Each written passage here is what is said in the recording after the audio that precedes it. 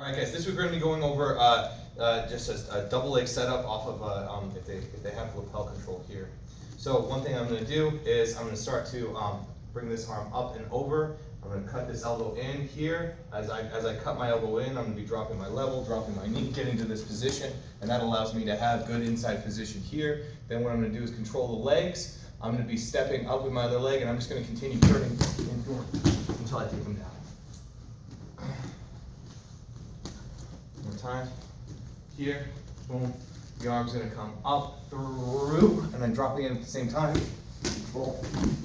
And as much as possible, just trying to lasso those legs and get them down. This is a really slick setup. What I like about it is it involves more of an angle change, and whenever you're getting more of an angle into it, it's really helping to make it difficult for them to stay up, and it's not a ton of power. So fun stuff this week.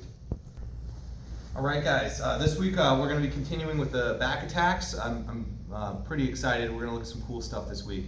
First thing we're going to look at is just transitioning our partner from the side to side so we can find the correct side to attack the choke. An interesting thing is setting up this choke. Like, let's say I have my seatbelt grip here and my partner's over on this side here. It's going to be very difficult for me to set up the choke that I want, even if I have all the grips that I want here. A lot of times what happens is my head goes to the wrong side and you can't finish the choke that way. I can put pressure on one side of his neck, but I'll never get enough pressure on the other. So we have to learn how to transition our partner from side to side.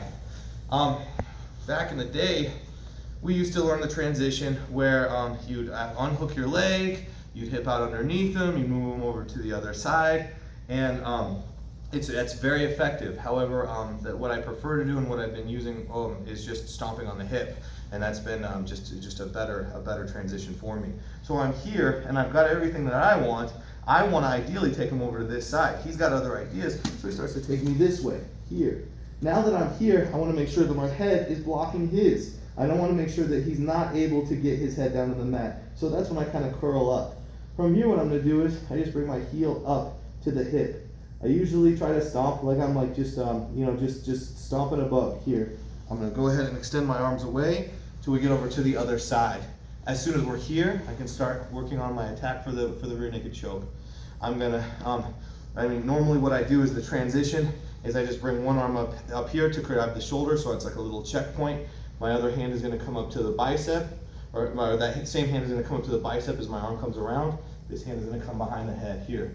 It's very tight, but what I wanna do after that point is I wanna imagine like this little opening that I made here is just going to close up and get tighter. So I squeeze my elbows together, I'm pushing down the back of the head, and I'm flexing my bicep.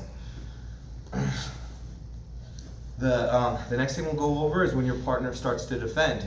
When they are defending, right, like here, something like this, right, what I want to first do is I want to get a grip off. So if I can, I want to start grabbing towards my partner's hand here. This is a much stronger grip for like stripping here. So like, let's say he's defending up here, something like this. I can just start to control the hand and curl it away, and then start to swim through. A lot of times, what happens also is your partner, you're here, you're in this nice tight seatbelt grip, and as I'm starting to set it up, he grabs on like he's holding, like he's going to do a pull-up. From here, this makes it very difficult for me to get my arm across. So I need to do two motions. I need to be crawling my hand up, right, like a little spider crawl up the shoulder, and then at the same time this hand is going to be pushing away. The opposing motions will have a lot more power than just a single pop or just crawling my arm up. So together I can pop the grip away here, boom, and I can go right into this start to set up this Dan Severn choke here. How I finish this is not just pulling. That can be very tight. Actually, a lot of times I think I can just get the tap off of it. But what does add a lot of power to it is I start to push down with my legs and extend my hips, and then actually it's more of your body that's doing the finish than just your bicep. Now, from here, let me think, is there, there's one other thing that I wanted to go over, and that was just a simple transition that sometimes is gonna help. This Dan Severn choke works for a lot of things. It works for that transition there. It works if their head is glued to your shoulder like this. Notice I can't get my hand down, you can pull and strip, but then also we'll set it up off of one other position. So I'm here, right? Maybe I'm just not able to get exactly what I exactly what I want or the angle that I want. So I'm gonna go ahead and switch and start to set up a little bit more of a twister position. I'm gonna unhook my leg here, boom, and I'm gonna pull my partner's weight up and off to my right here, boom. From this position, I can lock up my legs. From here, very simple. All I'm going to do is, I just scoop my arm through. I'm gonna grab the shoulder until I can get this arm out. As soon as the arm is out, gable grip here, and it should be a nice tight finish. I can just go ahead, extend my legs, and finish. It's great, great setup. So, lots of stuff to work on this week. Definitely that transition is very helpful. So I was thinking, we're gonna probably spend a lot of time in the class on that. And it should be a really fun week, guys. Thank you. If you have any questions,